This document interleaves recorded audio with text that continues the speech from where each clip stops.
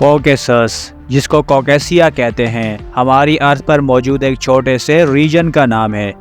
ये reason black सी और Caspian सी के दरमियान आता है। इस रीजन की खुसूसियत यह है कि ये एक ट्रांसकॉन्टिनेंटल रीजन है, यानी इसका कुछ हिस्सा एशिया कॉन्टिनेंट में और कुछ हिस्सा यूरोप कॉन्टिनेंट में लगता है।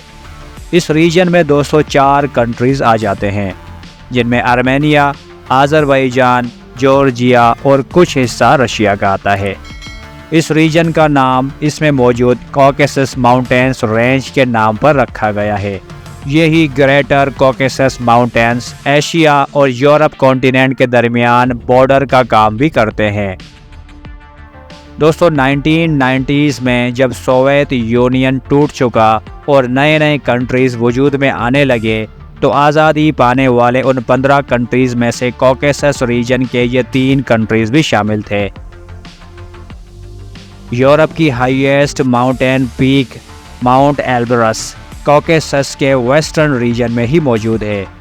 कॉकेसस माउंटेन्स को नॉर्थ कॉकेसस और साउथ कॉकेसस में डिवाइड किया गया है।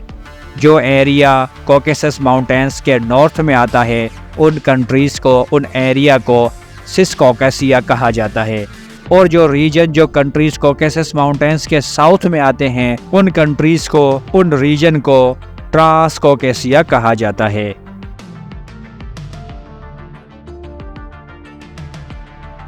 कॉकेसस रीजन में मौजूद सबसे पहले बात करते हैं अज़रबैजान कंट्री की। इस कंट्री को दी लैंड ऑफ फायर भी कहा जाता है।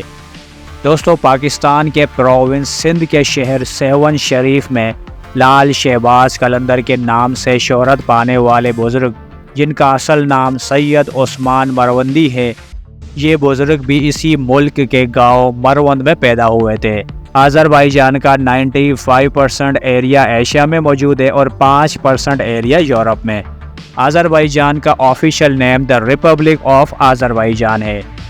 दोस्तों अज़रबैजान लफ्ज़ फ़ारसी और टर्की ज़बान में से निकला हुआ है। आज़र कहते हैं आग को और बैजान कहते हैं हिफाजत करने वाले को, यानी आग की हिफाजत करने वालों का कंट्री।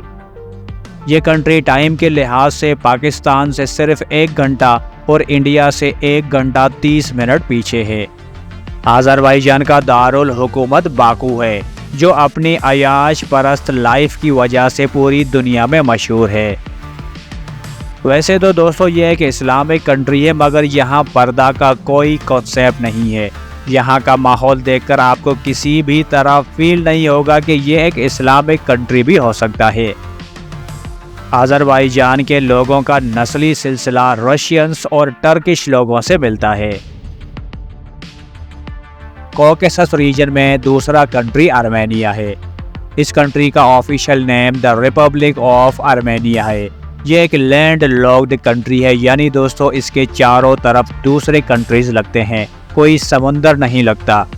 आर्मेनिया की कुल आबादी तकरीबन 30 लाख के करीब है।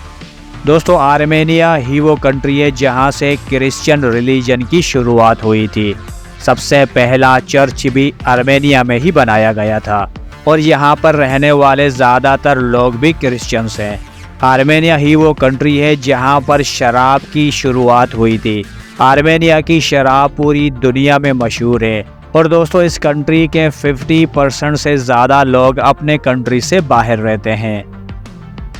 एक अजीब बात यह है कि अज़रबैजान और आर्मेनिया का तनाज़ा काफ़ी सालों से चल रहा है, मगर दोस्तों अज़रबैजान ने फिर भी आर्मेनिया को तस्लीम कर रखा है।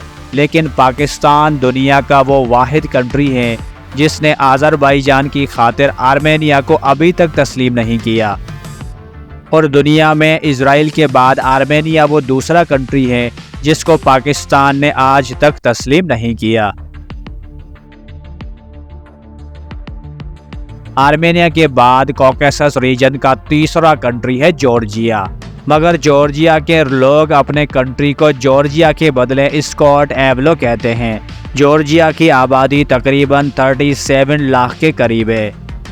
यहाँ पर 85% लोग क्रिश्चियंस और 11% लोग मुस्लिम्स हैं।